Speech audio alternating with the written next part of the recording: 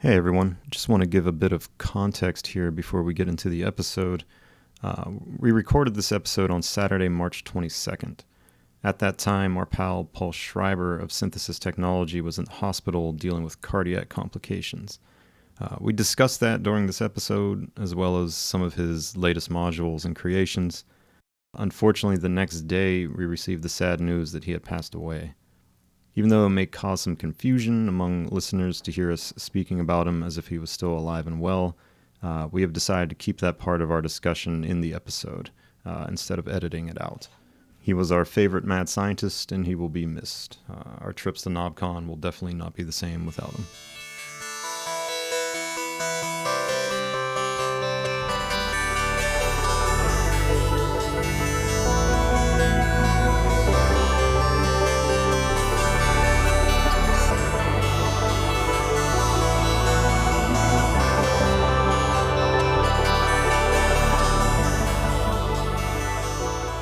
But I'm just saying, it's irresponsible of you to have hit record and you're not even ready. Yeah.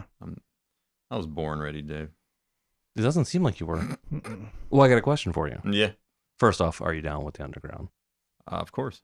And second, what episode is this? Shit. 54? Yes. Like Studio 54? Yeah. Yes. This one's the disco episode. Yeah, this is a significant number. We broke out the cocaine. Yeah, I was just going to say who brought the coke. But before we talk about it, I have a side note here. Very important We news. just started. We're not even a minute. I into know. already this. going off the path. I wanted to get this out Fuck. right off the bat because it's so important. Big news to announce. Wicked, the sing-along version, is now available to stream on Peacock. Tight. So what does that mean? I know you can Wicked, sing along to it. but I can do that in the comfort of my home with any movie I see fit. But this one will put the words on the bottom so you can sing Oh. along to it. Mm. It's the sing-along version. I It's now streamable on Peacock. I understand what you're saying. I Wicked, understand the Dave. series of words that you're saying. My contention, though, is that any movie is a sing-along if you put your mind to it. That's Fair. true. Yeah, I and even can't ones argue that with don't that. have like musicals in them. Like you could sing I along. love singing along with Salo. Wow. Damn, I got you on that one. Your eyes got big for a second. Wow. So wait, have you watched this yet? Have you sang along with No, Wicked? I don't even know what the fuck Wicked is. I always but I thought keep it getting was spammed to the commercial. porn company because I worked in a video store Yeah. in the 90s. So I'm like, oh, is Jenna Jameson back doing shit for Wicked? Like their shit was overproduced. Yeah. Not the greatest porn. This is wildly different from that. This is a spinoff from The Wizard of Oz. I know there's a green lady and a pink lady. Yeah, they were both in The Wizard of Oz. Yeah. Have you seen The Wizard of Oz? Many times. Then you should know these two witches from that movie. I The first mean, one with the house that landed on her. Yeah, so she's dead. So how is she This alive is in the Wicked? prequel. This is like episode 1. Oh, Oh. okay. There's also a Jar Jar Binks in this one too. George. No. It's episode 1 for Wizard of Oz. Wait, how did we get into Jar Jar Binks territory? I mean, I think all roads lead to Jar Jar Binks. Repeat. I mean, I love Wizard of Oz. I liked Classic. Judy Garland, Dave. Yeah. Fabulous. It's a I'll good watch movie. anything with Judy Garland. What else? But What else the was wi- she in? The thing with the trolley. Ring, ring, ring went the bell. You know. Come on, Dave, sing along. Zing, zing, zing went the old heartstring. Is that Streetcar Named Desire? Yes, Is that- thanks. Okay. Yeah, I was drawing a blank on the name. Because it sounded like you were a fan and you can't name another movie. Oh, I just did. No, you didn't. Nick well, did. I Nick did. I knew the songs. Wow, you're a poser. Yeah. I love Judy Garland. I can name a movie. But The Wizard of Oz is the best thing, is what I'm saying. Yeah. I see. Yeah. I remember watching that in the video store too and just being like, look, do you see the dude hanging himself in this Yes. scene? And be like, I don't know. Yeah, dude. You can. You can. Supposedly that's urban legend. Like you see it, but people say Yeah. that it's not what's actually That's why happening. I thought it was debunked. I'm Yeah. not sure though. I believe it's debunked. I believe Snopes crushed that one. I don't Oh. care. But I forget what it actually is in the background that you see. I think someone said that it's, It's an like- animal Yeah. that wandered onto the set. Oh. Someone else said somebody hit the backdrop Mm. like a stagehand. So there's a few. In my heart. In my heart. It's a man killing himself. That is what is Yeah. in my heart. Yeah. film. I- Or it's where and they David kept that Carradine tape. first learned to asphyxiate himself. Jesus Christ. That's where. Jesus Christ. Yeah. He was but a mere lad. Just learning the ways Just of learning autoerotic. the ropes, so to speak. Come on, that was a good one, Dave. You can laugh. Don't hold that one in. No, You that- want to laugh. You must need that sound in like what is that? Price is Right when they don't get it when it's like. Yeah. I will have to introduce that here because that Or a sad slide whistle. Just to the David Carradine estate. R.I.P. If you are litigious, know that the views of Greg do not represent those of Sysex Dumpster. They are theirs and theirs alone. So sue Greg, not us. Disheveled LLC will take any of your legal requests. So yeah, I just wanted to get the ball rolling about that important Wicked news. Yeah, episode 54. Yes. Episode 54. Yeah. On a serious note, Mm. I do have some sad news. Oh. For real this time. I know you're not on Facebook anymore, Nick, so you might have missed this, but I did see the after. at the time of this recording, our pal and favorite mad scientist Paul Schreiber dealing with some cardiac complications. Oh, I did not see this. No, yeah, he's been in the hospital all week. Oh, fuck. Yeah, has some. They're gonna replace like a valve Oh, yeah, my dad. and a pacemaker type thing, and yeah, he's doing all right. He's been updating. Like, this is all public. I'm not Yeah. trying to like talk about his personal life or anything. This is all stuff he's posted publicly. But yeah, he's dealing with some shit. So good vibes his way. Yeah. He's back in the game, which is good to see. Yeah. I don't know if we talked about that last No, time. not yet. No, we talked about it I think it on happened. We've been talking about it in our Patreon member Discord. this. You know what? I'm not gonna lie. I love the segue. Love the effort. This doesn't feel like the right time. Okay. You just announced that someone's in the That's true. hospital. Yeah, I'm not trying to capitalize off of Paul's health issues. Read the room. But yeah, you're right. That's where we were discussing My bad. Paul would want us to get that money. Let's be true. real. Yeah, you know That's what? true. How many times has Paul called you up and been like, Greg, get that fucking money? Get that paper, son. Pretty much weekly at this point.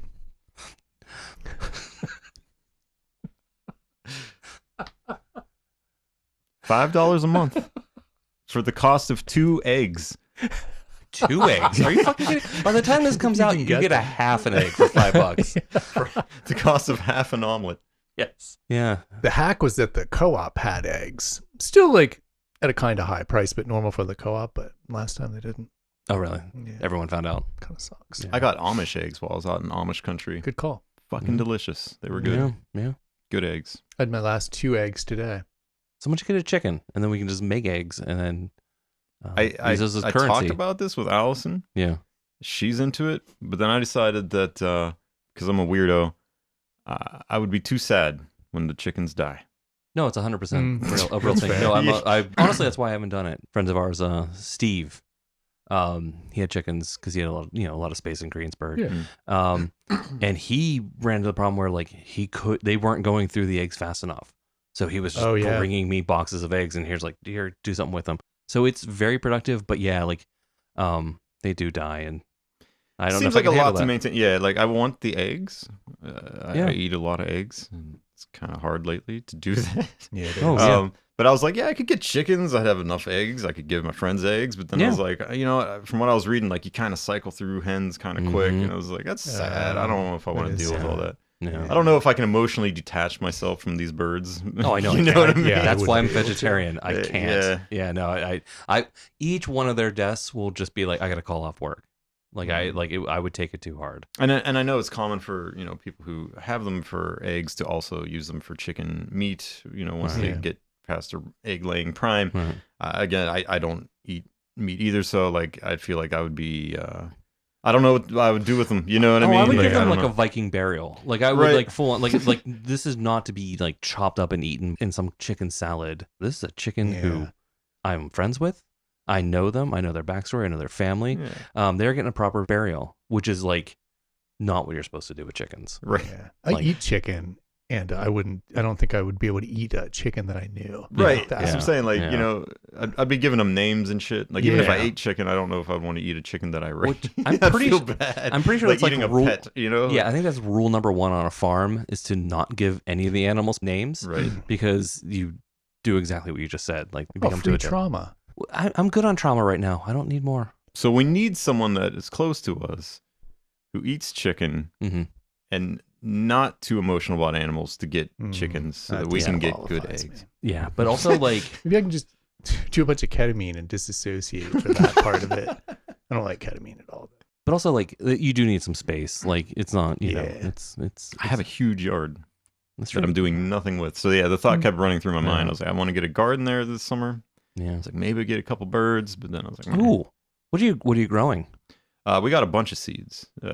Tell you. For a bunch of stuff. Nice. Squashes, zucchinis, tomatoes, some peppers, pretty much anything that is easy to grow. I didn't do anything like corn. Oh, a lot of potatoes. Yeah.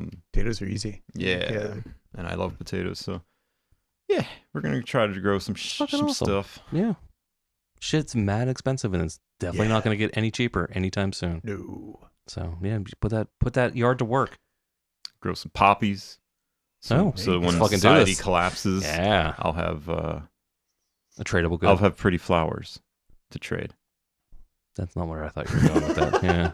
Meanwhile, I'm saving up for my Cybertruck. Oh, I couldn't even. Oh, there's a Cybertruck that parks in like works in the building that I work in, and they park like on the far end of the parking lot now because I think they're terrified of like people just like not even like, I mean, obviously people are destroying those cars because they're fucking garbage made by a garbage human. Yeah. But also I think they're worried about the casual vandalism of like, oh shit, I'm parked beside a Cybertruck. Just open the door as hard as you fucking can and just smash into it. So they are now parked on the far end of the parking lot. This is also, if you want to know where I work, hit me up at the Sysex Dumpster email. I will let you know where there is a Cybertruck that you can commit, I guess technically domestic terrorism, and light this fucking thing on fire. Yeah, cheap ticket to Ecuador, I suppose. Exactly. Also, it's out of the way of other cars. Like you're just like it actually made it a lot easier to burn this fucking thing because it's like, oh, I don't want to like burn this guy's like fucking Honda Civic or like Fit, like that would suck. But oh shit, this is all off on its own. It's perfect for lighting on fire. I guess I should say I'm kidding because there's probably some AI out there that's like, oh, it was nice knowing you, Dave. Yeah, see you in Guantanamo. Oh, I'm not going there. They're taking me straight to Venezuela. Like, you'll never see me again. Wait, how did we get from Wicked to Guantanamo Bay? Yeah. That was in Twisty like path. only a couple minutes. Yeah, we did it. We're killing it. Yeah, completed the circuit. Yeah. We connected a lot of dots here. I don't even know how to segue from this back into the gear. Yeah. Well, we started talking about Paul's new stuff. Well, so I guess we could start there. You want to? I can kick it off with circle Paul. back to Paul's latest creations. Yeah. Speaking of Paul's latest creations, I recently came across a E430 filter, which is a clone of the Oberheim SEM filter, which is something ever since I used Sean Rudimann's SEM, which they go for like $3,000 or $4,000 now for a single voice, like many years ago. The filter on that thing's delicious. Tried a couple clones in my time, the G-Storm Electro SEM VCF, which was cool, but didn't have the juice. I have a Oberheim OB6 for at least another couple weeks until I sell it to somebody. It has the similar filter, and this one actually has the juice, I will say. It is one of the nicest, if not the nicest mono filter in Eurorack that I've ever used. Definitely my favorite synth tech filter. I have the E440 also, which is his kind of classic one. Yeah, I use that in VCV rack a lot. Oh yeah. I like that. The virtual version. I never had the physical one of that. It was one of those things that I always meant to get, but yeah, I was curious about this new one. I do have the physical one. I got it a number of years ago over the pandemic when it wasn't super expensive, and like I don't use it that often. It's low pass only, which I knew going into it, but the morphing state variable one obviously has individual outputs for each type, but the morph output, I don't know if I would ever not use the morph output because sweeping between the low band pass and high pass sounds fucking awesome. Is that morphing CVable? Yes. Oh, that very which nice. is pretty novel considering every other one didn't have morphing CV. Yeah. I don't think the G-Storm one does, but that was every other SEM clone did not have that. And he did it just by using a circuit from Jürgen Heibel, the same crossfading, like interpolating scanner. He just kind of added that to it to scan through those. I didn't know too during this process that like Tom Oberheim never designed any of those circuits. He was kind of the PM of Oberheim, if you will, and got like individual people to make all the pieces of it. And somebody else made the filter that people tend to lust after. One thing I like too, I don't know if he's using cheaper pots. They probably are, but they feel a lot nicer than the older SynthTech pots that would kind of be a little hard to move, but would always have that issue where they kind of wanted to move to a certain position. Yeah. And so they would kind of move on their own a little bit when you were done using them. These are way better. I doubt they're the nice, like super burly metal ones, but dude, it's awesome. I kind of like that it has a big knob for cutoff and resonance. This is the question I go to a lot. Yeah. What are you using it for? Where's it shining? Just general mono synth filtering, not for like, I do a lot of stuff with sampling and granular stuff. It doesn't really lend itself to that, but standard waveforms, wavetables like Piston Honda through it is like, that's generally like Piston Honda Mark III into this filter is pretty golden in my opinion. The way it retains bass when you sweep it, like something about it, it gives you that same kind of like, almost makes me queasy feeling that the OB6 filter does. When it rises up to the high pass, it's just like, it's got the magic. One of the best filters I've ever used. As Sean from AH put it, Paul has a college degree in filters, if you will, and I would totally agree. Yeah. He just knows what he's doing. Painstakingly went through using original parts as much as was possible through this too. I don't know, just like the way that dude rolls. And is this like a limited thing? Because it uses original parts and stuff? Like, is there good a question. small batch? I think they did say it was going to be 250 at the outset, like 250 pieces. I had to wait another couple months because I got the black panel version and there was an error in the panels, and so they had to like rerun them. Gotcha. But yeah, I love it. It's in my main case right now. I don't see taking it out of there really anytime soon. It's big, but I'm fine with that. It's like maybe even 18 HP, if not more. All the filters I have now are big, beefy boys. That's a good point. Yeah, a lot of them are. It's got this funny feature where the lit button to switch from bandpass to notch filter on the sweep, which I generally always like it in bandpass, and the notch like isn't my favorite. But if you hold it down, it'll cycle through colors just so you can pick which color you want the LED to be when you press it. Nice. He must have had an RGB LED, and you knew Paul was like, I'm going to make fucking use of that. And you did, Paul. Got this nice gross lime green button. Oh, nice. Yeah. So yeah, it's a killer. Yeah. Super, super awesome filter. Did a great job with it. I'm glad I got one. Nice. Yay, Paul. Yeah. All right. So I think the top of my list is also probably going to include Nick in this discussion. So let's take a quick detour. And Greg. Yeah? What's on your list? What you got? Show them what you got. Well, my first thing was the same thing that you two were talking about. Even though I don't own it, it was at the top of my list to talk about. What the fuck? Because it's... the whole point of going to you was so that we didn't talk about this. Yeah. Well... the fuck? Well, I can babble about the second thing on my list, which is something I actually do own. Well, it's up to you. If you want to talk about the top thing on your list, yeah. The ball's in your court. Okay, I'll babble. We're gonna go deep on this one though. Is it the thing we're all talking about? No. Oh, we'll go in. Yeah, go deep. I'm talking about put her butt to sleep. Infinite Digits Ectocore. Very exciting. Yeah. Yeah. I call it Breakcore the Module. So seems like it. Give everyone who's listening who may not know what this is the elevator pitch, if you will. I just did. It's Breakcore the Module. I mean, okay, that's fair. So it has like Breakcore in a box. It has like long dreads and a black hoodie. Yeah. Okay. And like really low self-esteem and stinks like weed and a small drinking habit. Yeah. Yeah. Small drinking habit. Yeah. So, but go on. Is there any more you can give the listener who's not doesn't even know what Breakcore is? Yeah. So well, I say Breakcore just because I've never produced jungle or drum and bass or things like that, but I have made some breakcore adjacent music in my day over the last 20 years. I think all three of us have. To some extent, we're all and at one point, breakcore adjacent. Or, you know. And at one point, breakcore was a lot larger than what it means now.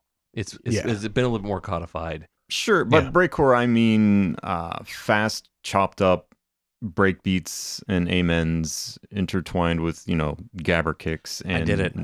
I actually tricked you into explaining this more. And now everyone will flame me and tell me that this is not breakcore. That's not breakcore. That's on you. Again, the views of Greg do not represent the views of Sysex Dumpster. So if you have any problems with his definition, send them to 8cylinder at rhinoplex.org. Wow, you actually know my email address.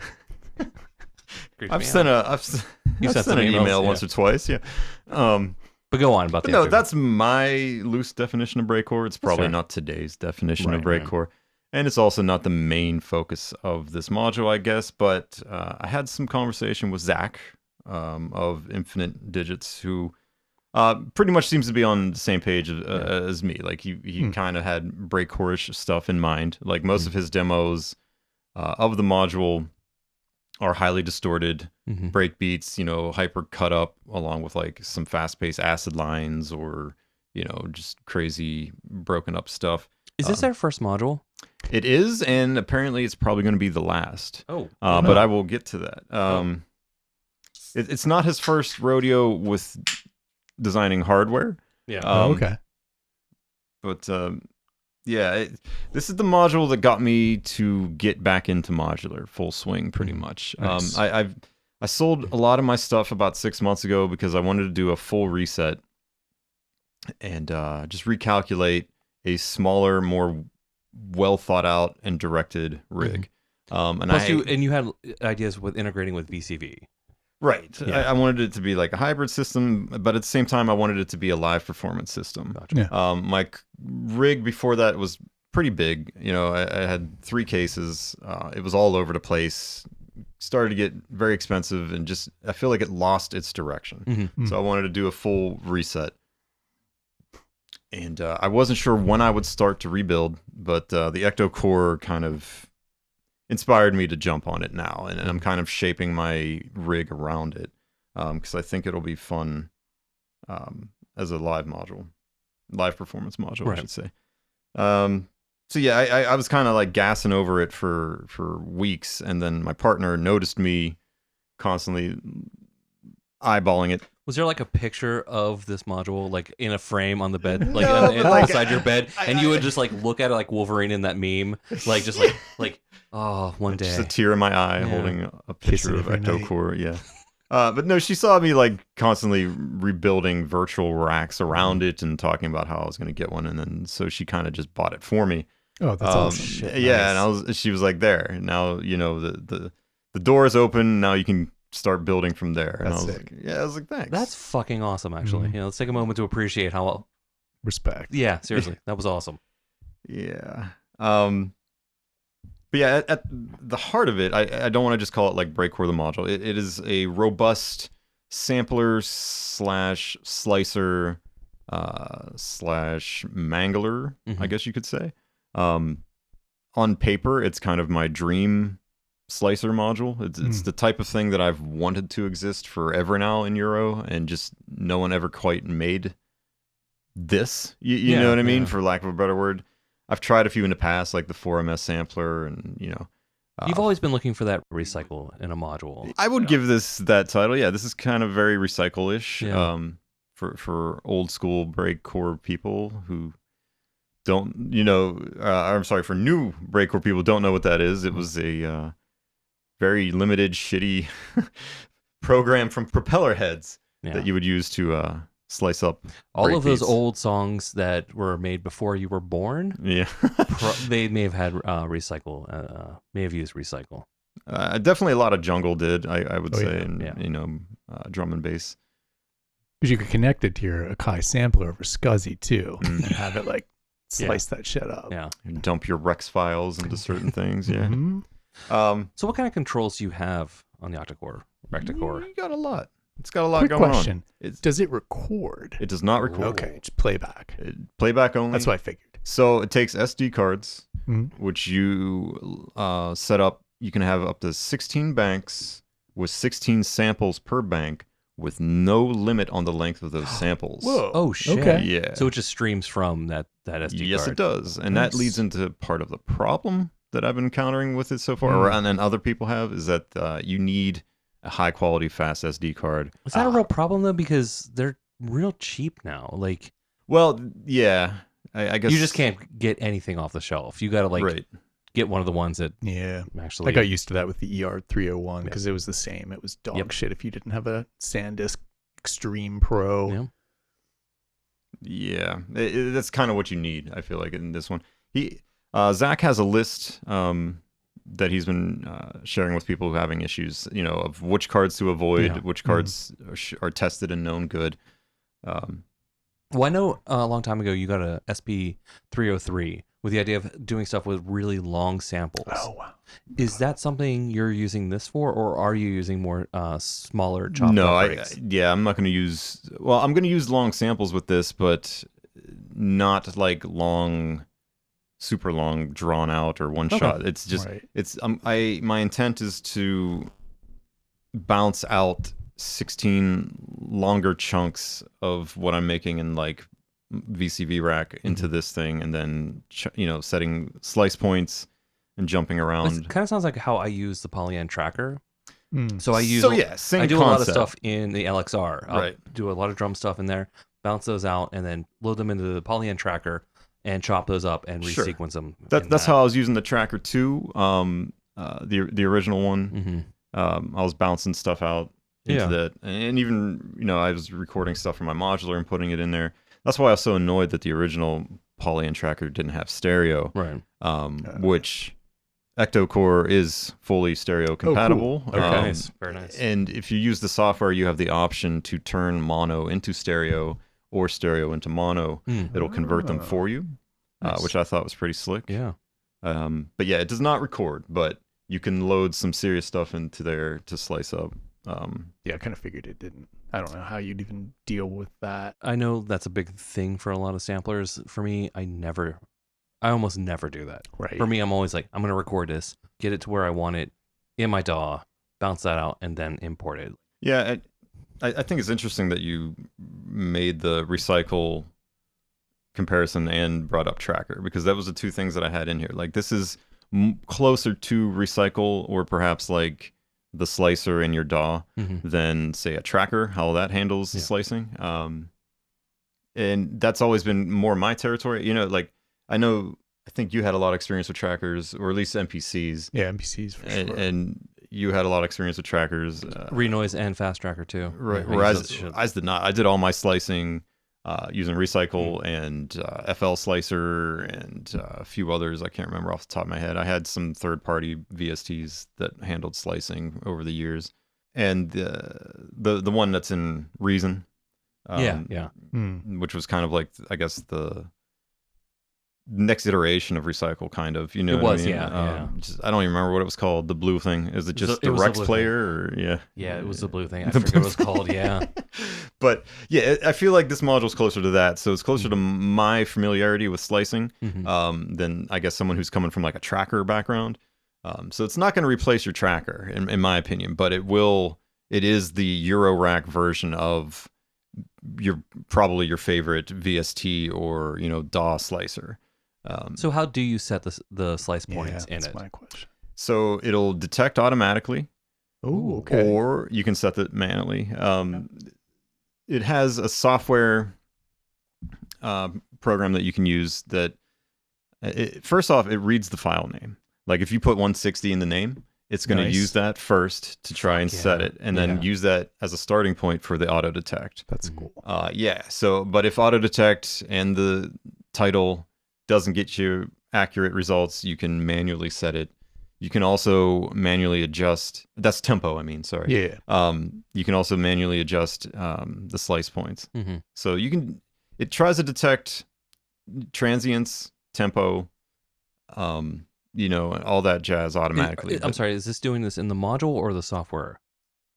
I think both. Okay, because my question is, like, if you put it into the module and you're like, oh shit, this isn't where I want that point, how at that point, like, do you get a waveform or anything, or like, no? How do you adjust to it? do that type of adjustment, you have to use the software. Okay. And yeah, once you have everything fine tuned, then you're good to go. Gotcha. With the module from there. Will it take a Rex file, or does it just work I off don't like think so. point set, like, you know, within a sample? That's a good question. I don't think it'll take Rex. I know. Yeah, I know it you'd have to takes license that. morphogene reels. Oh, no shit. Yeah, that's cool. you can dump your reels into there. Oh, fuck. Which is pretty slick. Yeah. But I don't think you can do Rex files. I'm not sure. I'll have to ask Zach about that one because that's a good question. Because I do have some old stuff still in Rex format that would be fun to toss in there. Maybe a bank. That's funny because as soon as Dave was talking about like not recording into stuff, in my mind I was like, oh, morphogene is like the only exception for me to that. Like, yeah, because you kind of have to. You can use the SD card. I think I'd rather just record it in, given the scope of that module. But that's kind of interesting that it takes this. I have some backstory and lore. Ooh. Zach shared a little information with me. Do you have to give a disclaimer before you say this? Because I feel like you might be like telling some tales out of school here. No. This is you got the thumbs up. This is right from the horse's mouth. Okay, all right. Zach. This wasn't off the record when they told you this. Okay. No, I think it's probably somewhere on his website how he got to Ectocore and why it's the only module so far. He started out making super collider scripts. Fucking awesome. And that kind of transformed into a script for Norns that he had written that was just called Amen Break. I've heard of that one. Okay, yeah. So that was roughly the first iteration of Ectocore. Oh, no shit. Yeah, that's so awesome. Amen Break kind of evolved into hardware. He made something after the Amen Break script called, I'm probably pronouncing this wrong, Nibblecore. It was like a hardware device, NYBL core. So I'm going to call it Nibblecore. If that's incorrect, I don't care. I like saying Nibblecore. Yeah, yours was better. Yeah. Which Nibblecore then evolved into another device called Picocore, and then that evolved into its final form called Zeptocore, which is still available. Yeah, I've heard of that too. Yeah, and it's basically the whole point of it is to shred breakbeats, live. But yeah, so Ectocore is essentially the Eurorack version of Zeptocore, which offers CV over everything, and also a very unique trigger out system, which is what really sold me on the module in the first place, because on paper I thought this was brilliant. There's a trigger out that he wrote using machine learning to try and detect what is a kick, what is a snare. Oh, so it's not just at slice point. It's not just a slice point. So it's actually like with the like transients or whatever. You can do it by transient. Yeah. You can do it by auto-detected snare. You can do it by auto-detected kick. You can have it be random. Or if you use the software, you can set your own manual trigger out points within the slice. It's its own thing that you can set as many as you want and move them around like you would a slice point. Wow. Which I thought that's brilliant. That's what I said. I was like, fantastic. that's fucking cool. Because back in the day, in FL Studio mostly, I used to try to come up with ways to do that with my breaks so that I could replace certain elements with my own sounds. I was doing a lot with sidechain compression and automation based off of parametric EQ. Yeah, I would try to narrow band like the kicks, and then I would automate that to like when it detected frequency there to sidechain the volume up on my own kick and things like that. It was really half-ass system. That's a lot of hoops you just jumped through to get that's that. What I'm saying. Like it was a pain in the ass. It wasn't a perfect system, but like on the Retribution record, for example, the Prometheus Burning Retribution, some of the breaks in there, that's what I was doing. I was replacing kicks with my own made sounds and trying to come up with this convoluted way to trigger sounds using breakbeats. Yeah. And it was never perfect, but seeing someone come up with a system now, like decades later, all contained in a little HP module to do that automatically, I was like, that's fucking brilliant. And that was like the final nail for me. I was like, I gotta buy one of these. Hell yeah. So are you a little creeped out that this person is in your brain? No, I was delighted. Okay. I was like, finally So you've been reading my diary. No, I was very excited about this model. I was like, this dude gets it. He made a module that would be like, if I knew how to make a module in code, this is what I would have made as far as a slicer goes. You know what I mean? Like, it feels like he kind of plucked it out of my imagination, and I was very excited to order one. I told him that I'm probably going to get a second one, or maybe even a third one, depending on how much I gel with this. It's very on brand with you. Yeah. You rarely just get one. Best things come in threes, in my opinion, when it comes to modules. Like ramen. But he said, like, you know, I might not be able to get one. They're selling fast. That's cool. This is the only batch that he's going to do.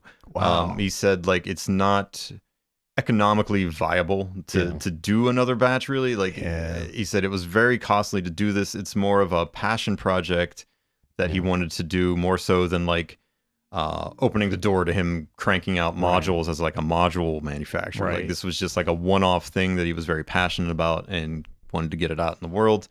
And that's not going to change anytime soon as far as cheap electronic components. Sure. Yeah. So that's probably sensible. Yeah, like I got to that point because originally I before my partner bought me one, I had sent a message and I was like, hey, I'm really interested in this. You know, I'm one of the 3 people in Sysex Dumpster. I was like, I'm very passionate about, you know, breakcore and breakbeats. I said all of us are kind of like into that style of music. I was like, if you wanted to send us one to review, it seems like definitely in our wheelhouse. And he replied back saying that he's very familiar with Sysex Dumpster. He's a fan of us. I'm sorry for that. But yeah, so I'll apologize. Sorry you've had to listen to us babble. Yeah. And he said he would, typically he would, but he said like, he just doesn't have enough to like send them out for review. And he said a review really doesn't make sense because it's a small batch and they're almost gone already. Yeah. So increased demand. So I was like, that's cool. I get it. You know, I was like, I'm interested enough. I'll just purchase one for myself, you know, not even just like one that we could review and send back or whatever. I was like, because I know I'm going to end up talking about it anyways, because there's no way that I'm not going to buy one of these. Well, it turned out you didn't. Well, yeah, your partner did. Partner beat me to it. But yeah. So I'll probably end up buying a second one also, because I can easily see how these two, having 2 of these would be very nice. And with a cool crossfader module in between, bouncing, you know, CV bouncing between like breaks and shit. Yeah. Oh, and you're getting a 7U soon. Yeah. There's the IntelliGel crossfader module. Yeah, I've looked into that last night. I was also looking at the ALM crossfader, where it's not a traditional crossfader. I have that too. Oh, you have that? Yeah, I just got that. Cool. I didn't know awesome. Yet. It's one of the few stereo crossfaders that's in that small of a footprint. Right. Works I thought great. I was like, this would fit perfectly between 2 Ectocores, you know, and I could even maybe use like a traditional style one or a fader on a controller to control it. True. You know. Yeah. I like having both. Not that I don't use the gel one much, especially now that I have the ALM one, but it's still nice to have it there. Cool. But yeah, and that's when he broke it down, saying like this is probably going to be very limited. Yeah. So, but I don't want to rave about it without pointing out the negatives. There have been some problems. I within 15 minutes of powering mine on experienced a hard crash. Oh, yeah. So, which is not great for a live performance. No, that's I was getting to that. So he messaged me while it was being shipped to me, and he said, hey, you know, there's been some reports of some issues. I've updated the firmware a few times since you've ordered this, and it shipped out. So definitely flash it as soon as you get it. I said, cool. Okay. So I got it. I flashed it to the current, plugged it in, started jamming out. I didn't have any CV into it, not even a clock. I was just tap tempo, adjusting, you know, parameters on the fly with my hands, and I had it crash after about 15 minutes. So then I started looking at the Mod Wiggler thread, seeing other people report crashings and also tempo drift. Oh, so it seems like he already kind of resolved the tempo issue. The crashing seems to be pointing towards what I was mentioning earlier, like depending on the card that you're using. Oh, okay. And he's saying that the cards that shipped out with them might not be the best choice. Right. So he had recommendation of other cards that you could use. And like, so I haven't bought it. I have a stack of SD cards and a variety of them for old samplers and old gear and everything, and they're generally static. So I haven't bought this in a while. My understanding, though, is these are very inexpensive now. So yeah, they're pretty much dirt cheap. Yeah, the best one, even if it's like $1 more, it seems like there just needs to be like, hey, everyone, spend the $5 instead of $4 on this one. Sure. Such a small difference between a shitty SD card and a really good one at this point. Oh, right. That was different 20 years ago, but now that would be great if it ended up just being that. Yeah, I haven't ordered a replacement SD card yet, but I will. He offered to send one for free, but I'm like, that's okay, man. You know what I mean? Like, it's I can order a card. That's no problem. I just hope that card will prevent further crashes, because I did buy this with live performance in mind. Right. And if it's crashing, I'm going to have to put a hard stop on that, you know? Like, I won't have the confidence in it to perform, even if it's every so often that it crashes, no, you know? I have a very, you fuck up once, you're probably gone. Yeah. When it comes to live shit. I've had gear fuck up on me while I'm playing live. Same. I fucking hate it. Yeah. Like, I just started swearing. Like, it was really one of those, like, I lost my cool, and it was like, yeah, it's pulled a Mike Patton and just started swearing and smashing everything on stage and stormed off. No, I stuck with it. But it was on par with that, though. Yeah, it's not a good site. Yeah, so definitely some known issues. He's working on it. He has been updating the firmware and keeping everyone in the loop in the Mod Wiggler thread. Apparently there's a Discord also. I'm not a member of it yet. I tried to join it and the invite was expired, but apparently this is where a lot of people are chatting about Ectocore as well. At this point, if I spend money on something, I want it to be functional when it arrives. I'm so that, like, having to immediately flash the firmware when this arrived already kind of put a bad taste in my mouth. It kind of killed my fun. I just wanted to plug it in and jam, and I was like, oh, I have to immediately figure out the flash process for this thing, plug it into my fucking computer. Like, I don't like that with modules. You know what I mean? I really don't. Updating things just makes me feel like I'm doing work. Conversely, there was a mention of a beta in test Elmira 2 from Neutral Labs. They posted in like Mod Wiggler, and I volunteered. I sent them an email and was like, hey, listen, here's my chops. Like, I'm a QA professional. I'm really interested in your product. Like, I basically tried to convince them, like, it's worth sending me this. Sure. I signed up to do this testing. Get it. Some people love that. That's why I don't volunteer, because I know there's other people out there that... We're out there. We're covering this for you. That have, like, bug-fixing fetishes. I'm not one of them. Yes. Yeah. I do the middle ground where I signed up for the Push 3 beta, but it's just so I can get the release notes and be like, oh, that's what's coming? Yeah, I'm not really going to test any of this, but, like, I just want to know what's coming. But I sent Ableton like 5 crash reports in the last week, but that's a whole other story. Yeah. 12.1.10 is fucking garbage, and I can't wait till they release 12.2 because they did something where I've been like trying to finish an album while it's like hard resetting, and that's like... That is 100% why I don't fuck with Ableton while I'm working on a release. Like, the only time I do upgrades is between things where I'm like, if this is fucked up, I'll be okay. There's that, like, this is working right now.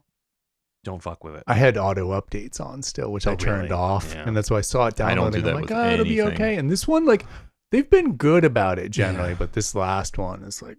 I think the version of FL Studio that I'm running is probably 5 years old at this point. Oh, wow. I hate updating stuff, and I hate trying to figure out what's going to break now or what's going to change. Like, it's happened to me multiple times with FL, especially the like in between updates before, you know, between full version updates. I've had them break things, and all of a sudden my tempo is shifting and shit. It's like, I don't... And there's times where that's like, this sucks, but it's not impeding me on anything. Yeah. And then there's like, I'm trying to finish something, but that's, oh my God, that's killing me. That's the key thing though. Like, I expect that with software, right? Same. Yeah. I don't want to deal with that with my modular. Yeah. If I have to update every once in a while to get some new features or to fix a major bug, cool. But like, other than that, I don't want to fuck around with updating modules ever. Yeah. Like, it's just not something that I'm into. I'll put it off like as long as possible because it's just something I dread doing. But that being said, like, I know, you know, Zach is a one-man show here, you know, with Infinite Digits. He's not a modular maker. He doesn't have like a full team to do Q&A and all this. So QA, not Q&A. Did I say it again? Yes, said it I'm again. sorry. Q. Every time it's just a dagger in my heart. That just doesn't sound right. QA. The thing you do doesn't sound right. That's horrifically offensive. Well, so to everyone out there that's a QA engineer that's listening to this, remember the views of Greg are theirs and theirs alone, and do not represent the views of Sysex Dumpster. Right. We respect your profession. But I'm just saying, I have hope that he will nail it. Yeah. I know it'll probably take a little time. Also, Ectocore is open source. Yeah. So cool. even if there's any things that, anything over time that he doesn't implement or nail as far as bugs go, I'm sure someone else will, because it seems to be getting a lot of love. I'm not the only one that's really passionate about this module, it seems. And it's a good way to find bugs is by having a lot more eyes on it. Sure. By making it open source, someone else might come along and go, hey, here's your problem. Yeah. Here's your memory leak. Here's something that wasn't closed correctly. And I guess to say like, that's acceptable in software but not modules is kind of hypocritical at this point, because most digital modules are software at this point with a module SD interface. cards in my modular right now, which is ridiculous. But I'm liking it so far. I know I've done a piss poor job of actually explaining what this thing does. I still don't know what it does. Okay, so it's a slicer at the root of it. It has a lot of, I guess you could say randomization, but controlled randomization over the sequence of the slices, like the direction that they go, and also the points in the sample that you're looping. Right. I guess you could say. Like if you just wanted to hit like slice 4, 8, 10, 12, it can do that. So it maps like voltage to slice, I'm guessing. Yes. And even playing and reset, is that through gates? Is that like how basically like if I'm sitting there and I want to start playing this thing? It starts playing when it receives clock or you tap it in. Doesn't have a reset. It kind of like resets when it stops getting clock and then receives it again, or you punch it in. But it's clock, not gate. It's not like you have to send it a gate to keep it playing, and then when that gate closes, it stops playing. Correct. Yeah, nothing like that. Okay. So it's not like a traditional sample player in that regard. Everything is customizable within the software too. Like you can change if it's receiving like bipolar or unipolar CV, and then you can have it do different things depending on which it is, if it's negative or positive. That's kind of cool. Yeah, so like you can have it repeat loop points if it's getting like a positive voltage, or randomly select if it's getting negative, things like that. It's very robust, and I don't have all these features memorized. Right. So like if you say like I set a gate, it starts to play, and I change the CV. Will it interrupt playback on that slice and go to a different slice? If you want it to. Oh, that's cool. You can jump to the slices. You can have it interrupt based on the changes in CV. Yeah, and you can also change which sample it's playing. Like that's all CVable. Oh, that's really cool. It has a bank of 16 effects that you can configure on the Grimoire knob, which bank it's going to choose effects from. You can have it choose them at random, or like the order it is, like say like every 16 steps, it's just going to pick an effect to play. Oh, that's cool. Yeah. What are the effects? Are they like reverb, or are they like all over the place? Okay. There's like reverb, time stretch, distortion, bit crunch, all that type of thing. There's some nice ones in there that makes sense for a slicer, like stuttering type stuff. It's very, I guess, full featured, I guess is what I'm trying to say, all in an 8 HP package. Kind of like the old D-Blue glitch. I was just about to ask you about that. Yeah, it's like, because that was a cool thing. Like you could change and set different glitches over time in your timeline. Yes, with DB you glitch, can kind of do that sort of thing with it. So yeah, the whole setup of it reminds me of like laptop breakcore. You know what I mean? With like the slices and this, how you can bounce around, but in some ways even better, because you can manually or CV select your sample and what you want it to do sequence wise with the slices. Yeah. It's pretty neat. That's really cool. Yeah. Oh, yeah. It's hard to explain. Yeah. I hope I've done it I think some you did. justice. I know a but little yeah. bit more about it than when you started, so that's what's important. There's some really good videos that he has posted. I recommend anyone interested check those out. It'll give you a better understanding, I think, than my description. But do it quickly because they're selling out fast. Yeah. Right. I'm sure there's going to be a lot of people out there that impulse buy this thing, not really understanding what it is or what it does, and decide it's not for them because they don't do breakcore music. So Right. I'm sure some will pop up on the secondhand market quickly. Yeah. One already did on Probably. muffs. I saw somebody bought it and said this just isn't for me and returned it to Perfect Circuit. They were offering it for trade, and if they didn't get the trade, they were just going to return it. And then I saw that they updated that they were returning it. Because at first I was like, cool, I hope he puts it up for sale and I'll grab a second one, you know? Right, But, yeah. yeah, he never ended up doing So you've that. turned into like a vulture for these things. You're just like surveilling the land looking for prey. I'm a sucker for niche limited modules, Dave. Yeah, I always same. have been, you Yeah. know, like Yeah. the all the what the hell was it? Special stage systems yeah. stuff. Oh, yeah, yeah. I loved all those. The Equation Composer Yeah. was another one. I had that thing on pre-order. And people still love that module, and it's really hard to get now Yeah. because it was Right. like a limited thing. I just like those types of things. You know what I mean? I don't know. You're an odd I like the weird shit. Yeah. You know, what can I say? I almost got one just because of you hyping it at one point. Then I realized like I've literally no use for this. I do not Which even one? use fucking drums anymore. The Ectocore. Oh yeah. Yeah, but I was like, oh, if I get it now, like I'm not gonna be able to get it, so at least I'll have it. No, and it's like, dude, you So gotta, some of the you gotta sounds stop. on the card aren't drum based. They're synth lines and like acid Okay. lines. Works like a champ with that too. It's Ah. pretty fun. Yeah. So That's why I can see getting a third. 'Cause, Right, Like I right. would love to record some of my acid recordings, dump them in there on a third one, while the other two are handling like beats. You know. So do you have option to fuck with the playback, like pitch shift them, like pitch So them down? it'll pitch shift if you adjust tempo. Okay. It'll do like time stretchy pitch okay. shifting stuff. So it's really cool. Like That's that's what cool. I was doing. Yeah. Like I had some stuff going, and then like I would try to punch it in at at a slower tempo and things like that. And there's some button combos with the tap tempo button that will do like reset back to the default tempo of Yeah. the sample, or can do halftime. And I think there's a double time if you tap it twice. Mm-hmm. I think I'd have to review the manual on that one. But yeah, there's some stuff you can do tempo wise Oh, that's and cool. pitch shifty wise.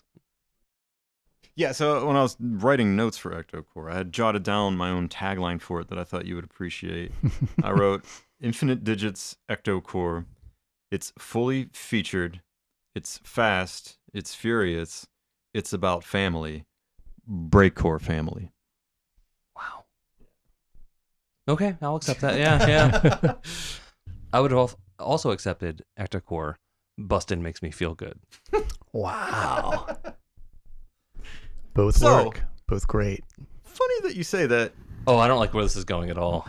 Whatever you're about to say is not going to transition well from what I just said. I'm old, right? Okay. Yeah. Yes. Yeah. Same. I've been watching the Ghostbusters movie since I was 5. Yeah. Yeah.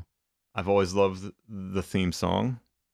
Yeah. The one that was ripped off from Huey Lewis. Yeah. Go on. So while I was wandering an antique mall, that song came on, and I was like, cool. I had never realized that in that song, they say the phrase, bustin' makes me feel Yeah. good. Yeah. It's like So 40 fucking yeah, years. Yeah. Yeah, like I arresting never people. knew that feels they were good. saying that. I don't know how I never heard it before. And I stopped and I was like, did I really just hear Yeah. that? Mhm. And even Allison was like, yeah, that's the words. And I was like, Yeah. what the fuck? I was like, seriously? Bustin' makes me feel good Yeah. is in the Ghostbusters theme. Yeah. Mm-hmm. That's a little innuendo there. Yeah, I never noticed that before, and nor would I have expected to hear that in that song. And I was like, how have I missed this So a friend of mine, for my whole life? friend of Go mine, on. Alan, of the Werewolf Ambulance Mhm. podcast. Check it out if you don't listen. He's got a tattoo of the Ghostbusters, and it just says "Bustin' makes me feel good" because he's thought that's been funny his whole entire life. Is it a tattoo? Is it like Slimer's the picture? Or is it all the Ghostbusters? It's the logo, the ghost with the but it just says underneath it, "Bustin' makes me feel good." It's fucking hilarious and it's filthy, and I can't believe I never noticed it before. How did I not notice that?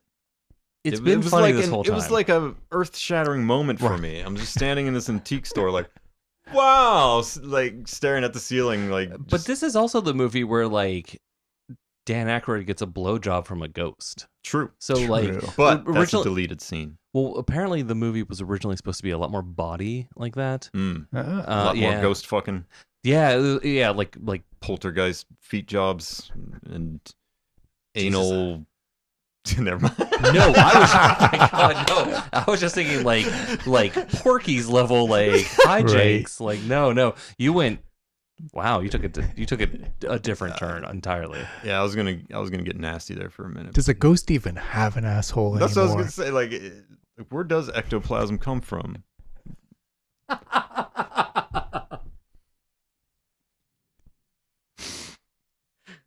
What Bustin' makes me feel good. Sorry, the pitch was off there. Can you auto-tune that later? I will try. Yes. Bustin' makes me feel good. I can't tell if you're getting more like closer or further away from it. I don't know. That was a good one. Yeah. You want to try one more time? Like clear your throat. I was gonna say anal apparitions, but like. The fuck? Episode 54, anal apparitions. Now you were just gonna say that for some reason. No, like when I cut myself off when I said anal, and I was like, wait, I need to just stop. But that's where I was going. I was like, yeah, like. I love that you didn't stop. You kept going. I appreciate that. Yeah, I had to finish that thought. Yeah, you don't want to leave that one hanging. Don't want to leave anyone hanging on that. Anal what? Busting makes me feel good. There you go. Nailed it. That's the energy we need. Bringing that 2025 energy to it. Oh, fuck. You buy the 2025. Ticket, you take the ride, folks. That's what you come here for. Nothing makes me feel good. Episode 54, Anal Apparitions, Nothing Makes Me Feel Good.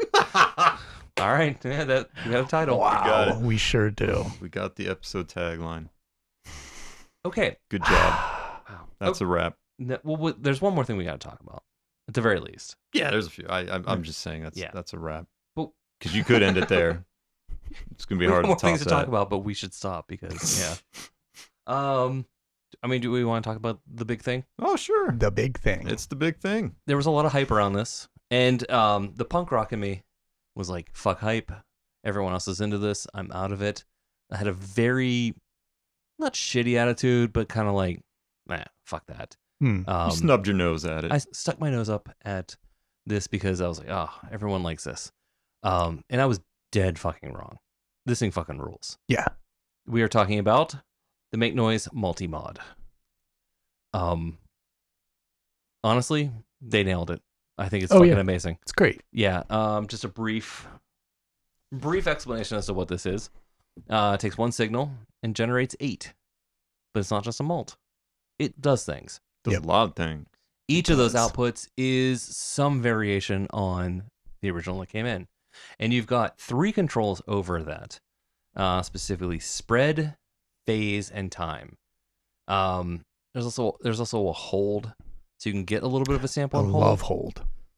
I want to talk about that separately. Okay. Because I think that's one of I think this is an amazing module. I think the hold is what makes it a genius module. Oh, okay. Yeah, no, I fully agree with that. I thought you were going the other way. No. I think that's I'm like, oh, this is really cool. Then when I played with it a lot more and started experimenting with the hold, I'm like, oh, this is taking something that I'm like really into, and kind of making it amazing. There's also tempo and reset, which are crucial, but a little pedestrian. Let's not get too excited about this. Yeah, makes it work. I don't have one yet, but I'm very excited about the module, and I'm excited to hear both of you digging on it. Yeah. The hold is one of the things that convinced me I need to buy it as well. Yeah. As I've said over the years on many of these episodes, I'm not hugely into Make Noise modules typically. especially their interfaces. But there's always a special place in my heart for the original Make Noise Wogglebug. And I used to use it in ways that I can see this thing doing. And even though the Wogglebug didn't have like a hold, I would stop the clock. Yeah. Or turn the tempo knob all the way counterclockwise to freeze it. Interesting. That was a trick of mine all the time. And I always wished that it had like a true hold type of thing. So I'm very happy to see that on here because this module brings to mind that how I used the Wogglebug, and it seems like Wogglebug on acid. It just seems like it's kind of taking it to the next level. I mean, a lot of the demos you'll see is a Wogglebug feeding into this. Yeah, I can totally see them living 100% together in harmony. It's like, but yeah, continue. Sorry, I didn't mean to cut you off. I just want to say that even though I have not played with the hold function, it's appealing to me. I think you're right. Whatever you're thinking, it is going to do that. And so far I've been setting a lot of there's not a lot of reason to just send a boring LFO because it's got its own internal LFO if you have nothing patched into it. But like stepped LFOs, gate sequences or CV sequences, weird signal, audio, just putting just random shit through it does something cool each time. And then each of those parameters also have CV over them. So there's big giant knobs to like fuck with them, but you can also have motion on those in the way that they interact with things. And it looks like you could also do what I used to do with the Wogglebug and self-patch it. Yes, 100%. Very easily to create some very strange modulations. Well, you have 8 outputs. Yeah. And, you can probably find a use for all of them, but there's no reason not to just feed it back into one of those parameters. Yeah. How have you been using it, Nick? I would say almost maybe even a slightly different way. I run the 4 milliseconds peg into it a lot. So I run like standard modulations into it a lot, knowing I can get rhythmic kind of versions or offsets. Because I used to do a lot of this stuff kind of manually with matrix mixers and other things and mults and trying to take copies of something and having variations on them. It's one of the things I love to do in sound design. So when I saw them release this, it was an immediate buy. I was like, oh my God, you did the thing. That said, like, there are some downsides in a sense. Like if you're using the internal modulations, those shits are hot as fuck. You better have like as many attenuators as you want if your modules don't have input attenuators to like control some of that. Whereas if you run a 4 milliseconds peg, or I run envelopes into it a lot just to get different envelope versions out, like those will constrain the voltage already, so to speak. So I've been using Zadar a lot. I could see that. That, and then I can turn that down, and then correspondingly the outputs. I was thinking of doing that. I'm glad you've already done it. Yeah, no, and it works beautifully. And having that control over the outputs by being like, hey, this is hot, this is spicy, bring it down. The outputs are correspondingly brought down as well. Yeah. I love switching through the modes because you get different like read modes based on the waveform. Like you get the sawtooth, which is kind of the general like read this, and then you get the opposite, which does things kind of backwards. And you do have that is the one, if we're going to have like a downside or a make noise being make noise again, those are color coded. Yeah. But it's such a small set, it's not that big of a deal. I've found that too. Yeah. It annoys me more on the morphogene than it does on this, where I don't remember sometimes like, oh, I know red is kind of like the regular one and I can go back to that. It's not a deal breaker for this. I want to circle back to something you're just saying. You were talking about it being hot. How hot and why? Is it not just putting out what it's taking in? If you use the internal modulation, it's plus or minus 10 volt. Yeah. Okay. Which is pretty hot. Most things are plus or minus 5 generally. Gotcha. Which was part of what they wanted this to do. Minus 10. Yeah. That's impressive. Yeah. They like put in effort to make it work. Because this is a digital module, yeah? But to be clear, that's the internal. Yes. So that's if you bypass an input. So it's not adding extra voltage or anything. No, if you put sample with it. And that's what I was using with Zadar. Like I was setting things at like, 3 volts. the outputs were correspondingly 3 volts. Okay. So whatever you put in, that's the range you're going to get. Yeah. But if you bypass that and just use the internal only, it's plus and minus 10. Right. And there's no way to shift that to like plus minus 5. That would be a nice thing. Like if I could have them do an update, it would be some way to pick or to like do a global like plus or minus 5. That said, like if you're using Make Noise modules as the targets, you're going to get an input attenuator already. Right. Anything with an input attenuator, I don't care as much. But anything you're going direct, like you might overload the shit out of that module potentially if you don't constrain it. And all 8 of those outputs are plus minus 10. Yeah. And that's the other problem but again, I've not been using that much. Because I want that control over that input. Yeah. I process voltage a lot more with it than I use the native voltage. I do both, but it's just something you got to be aware of if you're got something that's going to have a hard limit at 5 volts either direction. That's interesting to me. Like that is a wide voltage range, and that's not something you typically see on a digital module. Yeah. Not anymore. No. And they did that just to have it be more like analog like and to get a better range when modulating things, and probably to also deal with the thing that they undersell, which is the audio processing part of it a little bit. I haven't done as much with that yet because I've been so stuck on the voltage end, but some of the results I've seen in like Stasma and Cerebel Reed, it's like, oh shit, okay, this is well worth exploring for audio. That was one of the first experiments I did. Once I got through some of the other things, I was like, how do you handle audio? It's beautiful. It's a wonderful thing. I really think they should make their own video emphasizing what you can do with it, especially if you've got like some low frequency, low end stuff, or you're basically playing something with rich harmonics, what that produces, and then sitting there and screwing with phase and the spread and getting those different things. And then what do you do with those audio signals? So I was even doing things like taking them all, putting them into the Zermixa, and doing different stuff with that, and like sending different envelopes and things coming in and out. It was a fucking delight. Yeah. So I know it can shift the time of modulations. How does that work in regards to audio? Is it creating pitch shifted versions of whatever you sampled in there? Is it time stretching it or like pitch shifting? Kind of can time stretch it. It is basically like a reed buffer. Yeah. So it's just kind of shifting those things in time and potentially pitch based on how spread works. Am I getting that right? Because this is hard to describe verbally because I don't think it is just true harmonics of them. I don't think it's integral deviations from. Yeah. You're getting some cool sound effects out of it. You're like, this sound now just sounds fucking weird out of the 7th and 3rd output because also the number of the output is, I'm trying to think of the right word, significant.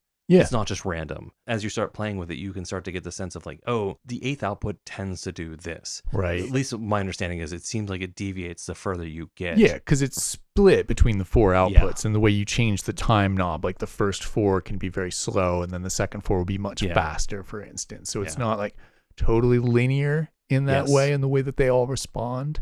There's a math behind this that is still just out of grasp. So the relationship between spread and phase and time really has these like strong effects, but then you start to get them. You know, like you're like, oh, okay, now I get it. Now I'm going to just use phase to get this change that I want. It's basically everything gets timey wimey, wibble wobbly. Yeah, kind of. You can, much like using just 8 LFOs, you can make a fucking mess out of it. Yes, is the thing. Like it's not always going to sound sweet to like.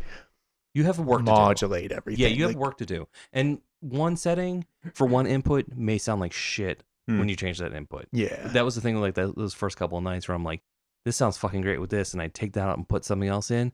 That no longer works. But tinker, now I've got this sounding cool or being useful. Like even Tony said it very well when he was like, I think he said this, it was like easy to deploy, complicated to apply. Like it's easy to shit a bunch of stuff out of there, but it's going to fuck with your head for a minute until you reason about like how you would use all those. And there's sometimes where I'll just use like 2 of the outputs and that will get me kind of what I want too. I will also do the thing where I'm like, oh, I'm on the 5th output.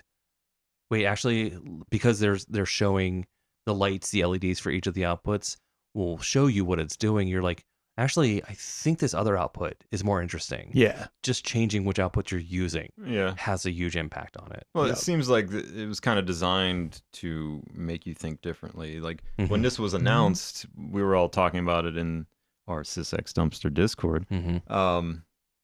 There was something in particular that I posted in there from what Tony said in his video, which I keep hearing him say this in my head, and I really like the sound of it. He said that modular synthesis has grown to a point where we have everything we could possibly need to make the music we know how to make, and that Make Noise is now focusing on trying to create modules for making music that we don't know how to make, and that this is the first module of that type, and they are calling it their new universal synthesizer system. I can see that. And sort of like what Nick said earlier is you probably could do this on your own with 12 modules. Yeah. There's some science going on here, and there's something very particular about this module and the decisions they made in their design. But the reality is, if you got an infinite number of modules or an infinite number of space, you can do this. Right. But it's going to take you a fucking week to set it up, and it's not going to be as versatile as this. I'm all about it. I mean, I feel like our last episode, or maybe it was the one before that, we were talking about how there seems to be a severe lack of innovation in modular these days, and then Make Noise kind of comes out of left field with this, and I'm like, that's the shit I'm talking about. Like, they actually they make a pretty cool zine, which they just put out yesterday, Make Noise, that explained a little bit about, a lot of it was focused on this module. They had example patches. They talked about developing it over the hurricane that came through, and they had to set up, like, they had hours to go before they had to ship this to make the deadline, and they set up in the local record store in Asheville that had power, and they were in there like soldering and making prototypes. But the interesting thing was kind of like, it's part of a bigger plan. I love where they're going with this thing overall. It's part of this larger system that they haven't really described too much yet. I'm a huge fan of where they're taking things right now. They're definitely like, it's funny that like my first modules were Make Noise modules, and now I'm back to like, I have the most out of their stuff out of anybody, and I want them to succeed so much just to make all this new stuff that doesn't exist yet. Yeah.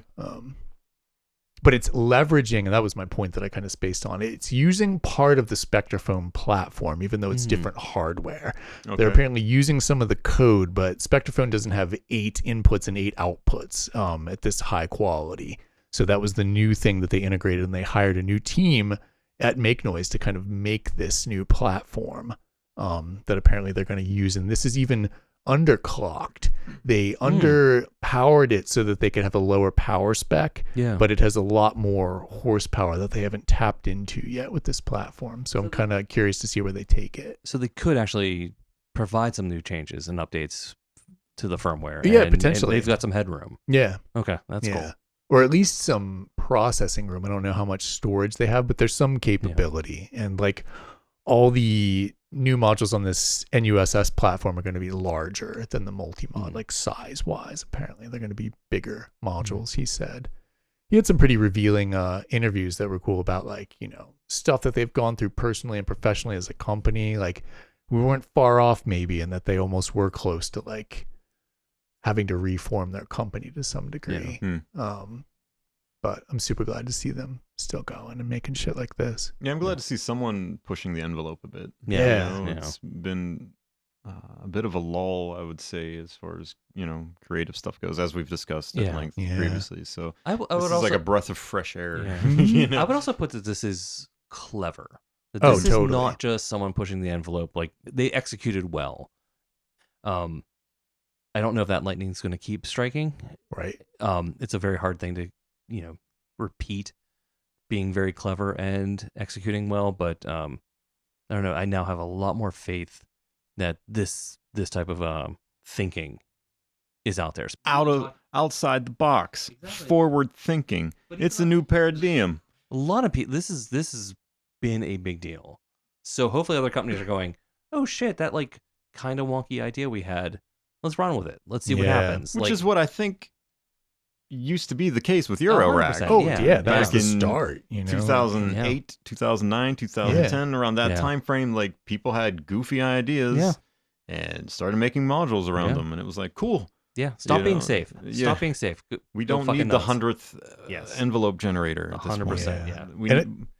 I like too that you can tell when Tony talks about it, like he's an OG in this whole game essentially, like as far as people not being dope for, and he knows like, all right, what can we even do now? Yeah. We kind of have these full systems that are crazy. Like, where are we going? And like someone to be paying attention to that, it's awesome. Yeah. Whereas a lot of people are trying to, and I get it too, just trying to stay afloat by like whether just selling stuff or doing slight rehashes. Like anybody who can make this work, I'm impressed by, especially right now. So the OGs when I started building that really pulled me into modular was Tony Make Noise, Scott Harvestman, and Scott Brown. Oh yeah, R.I.P. Yeah, of Livewire. Yeah, those three brands were the first things that I bought, and I was like, "This is cool." You know what I mean? And yeah, it's good to see the OGs coming back around. Yeah. You know, Scott's got some shit up his sleeve. Tony clearly planning some stuff following this release. So yeah, pretty cool. I think if someone's out there on the fence about this and seeing the videos and going like, I don't know, that seems kind of cool, but maybe have become a little jaded. I'm pretty jaded. I think the three of us are thoroughly jaded. I haven't been this excited about a single module, especially a modulation source, in a while. Yeah. So same. Yeah, this is pretty cool. So go out there and get it, support them, and I think you're going to get a lot of use. If you think you're going to get a lot of use out of it, you probably will, and more. Yeah. That's the thing that really intrigues me. Like as a modulator, it had my attention. I was like, cool. Mm-hmm. You know, like I like weird modulations. I've had 3 marbles networked together to try and turn one CV source into many. You know, going through 3 marbles and things like that. So that concept, you know, I'm into. But then when I was seeing that, like you're saying, like you can sample audio with it as well, and all this stuff, I'm like, okay, that's interesting to me. Like I see this also as like a very interesting, maybe like I don't know, I'd have to try it, but percussion sequencer. Oh they just did one of the recent videos. Really, was them showing how to use this, and I definitely have used that. Like just, or I guess I shouldn't say sequencer, but for percussion trigger source. Yeah, I guess is what I should say. That was the recent video. Okay, and it works. And like it does. Like Gladstone, friend of mine, discovered like there is a slight latency. Then he was like very focused on like very percussive material and using it in that context of like techno, and noticed that. And I was like, oh, you just need like a gate delay or something like that. And he was like, yeah, but like I'm not like gonna go there yet. So if you're doing stuff that's super tight, I mean, there's got to be some processing latency. They don't state how many milliseconds it is, but you might need to account for it somehow. I assumed as much, That's always kind of the case, you know. These things aren't just time machines. Right, but it does seem like it comes close. Yeah. I'm sure that they... Doing some weird time shit there. Yeah, oh yeah, for sure. So yeah, positive feedback there. Yeah, absolutely killer thing to see coming out. Yeah. Gives me hope in this dark times. Mm-hmm. Yeah. What else on everyone else's lists? I had a second thing, but I'm not super stoked on talking about it, so I can pass on that maybe for another time. Okay. Yeah, I was gonna I don't want to talk about VHIC. I would rather talk about it when you're ready to talk about it. Okay. Given that I just give me till next time. I'll put it through its paces. Yeah, and I have thoughts on it, but it wouldn't be a good review. Plus, I want to like mediate the debate between you two and like tell you one of you that like you're out of line. Yeah. That's and just yell. Yes. Yeah. So let's save that for like a proper debate with podiums. Yeah. The spoiler for me, the only negative I had on it was purely aesthetic and not having anything to do with the module. It was more like a me thing for sure.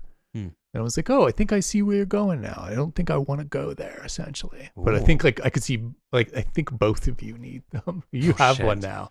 You definitely fucking need one. I mentioned this again in the Discord, or maybe just to the two of you. So many times I've been like, oh, I'm right there. I'm gonna get it. And I'm like, fuck. It's the only thing is that it's so big. I'm like, I don't know what I would get rid of. Big and pricey. Yeah, fucking money, man. It's gonna be. We're gonna be burning it in barrels for warmth here soon. That's why I got one. I was like, dude, you better like have your fun now with the system you put together. Exactly. Which is also why I just got the Make Noise XPO today, so I'm excited to. I haven't even. It's in the rack, but I haven't even turned it on yet. What's for next episode? Yeah, I'm excited.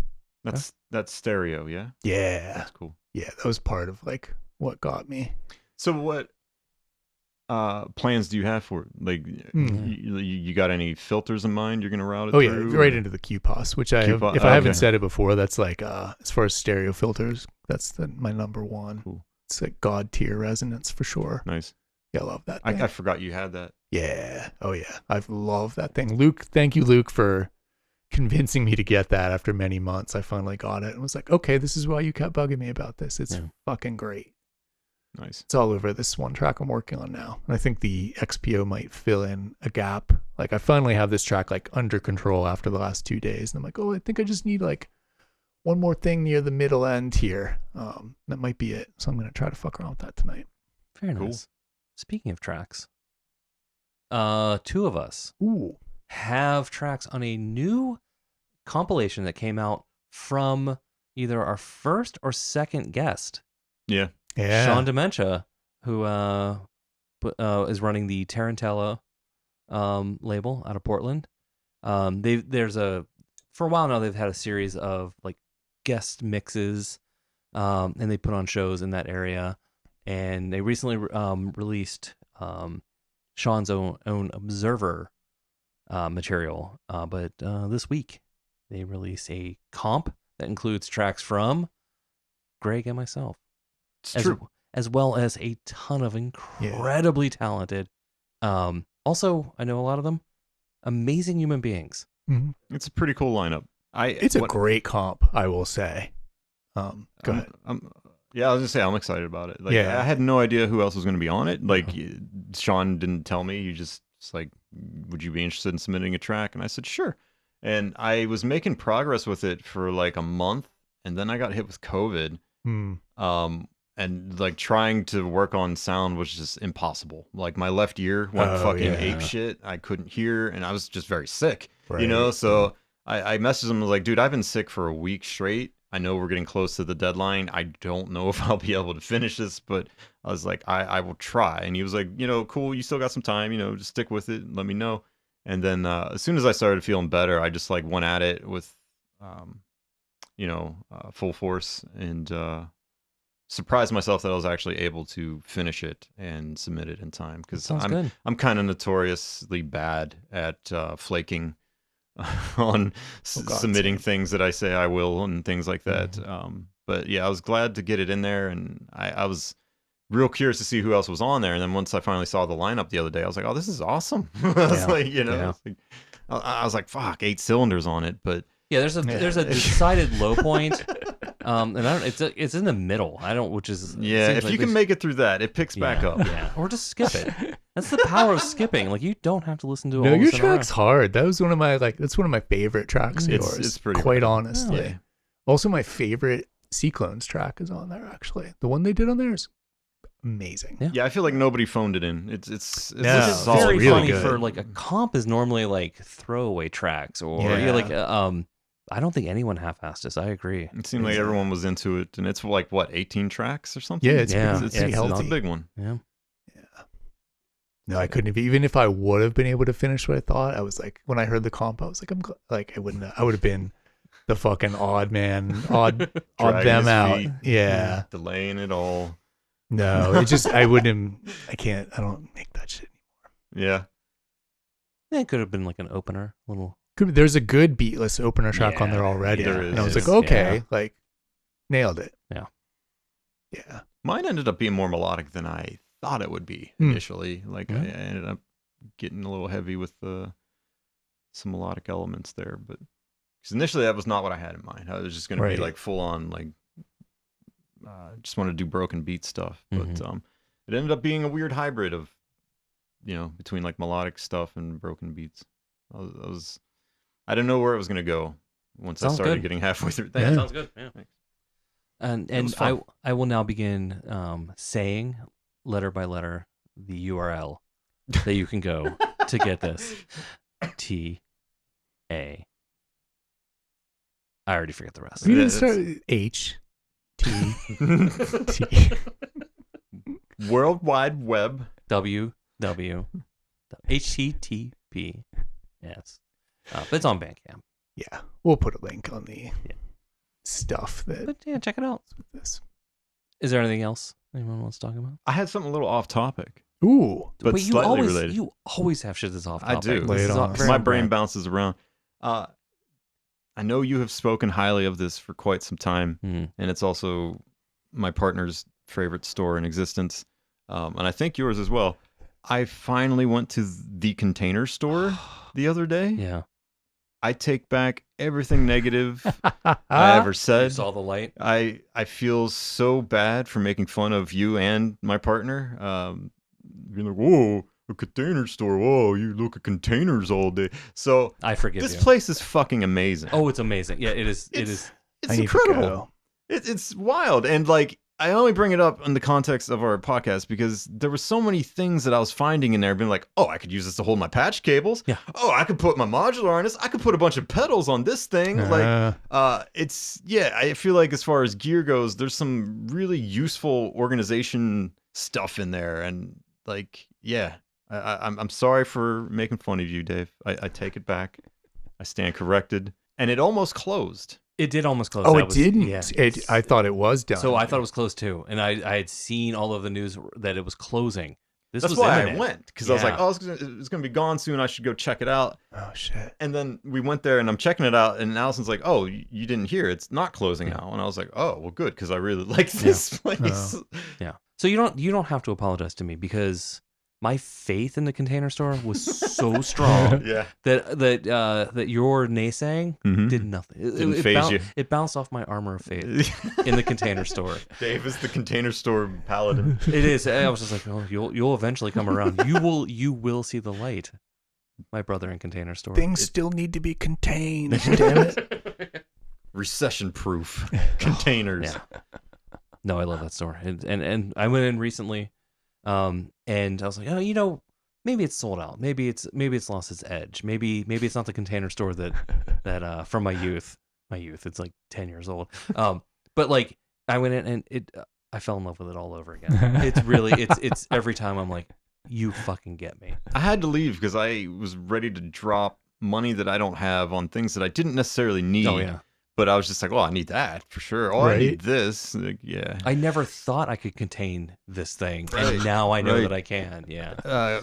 Big, sturdy, clear acrylic monitor stands. Yeah. Could slap a lot of gear on there. Oh, shit. Yeah. There was a new series of like tightly meshed metal sliding containers that I got. Ooh. So a lot of my patch cables and power cords are now in one of those, nice. Like right under my keyboard stand. Like fuck IKEA, dude. Like 100%. Yeah, it's all about Container Store now. I'm glad you finally came around. I'm a full convert, dude. Yeah. Well, there's an initiation. Baptize me in. There's an initiation in ritual. Containers and garbage cans and little boxes with wheels. Yeah. All of it. There's a tiny little box that I'm going to need you to put some drops of blood in, and we will add you to the coven. I don't know why I just now had a vision of a completely clear acrylic dumpster. Yes.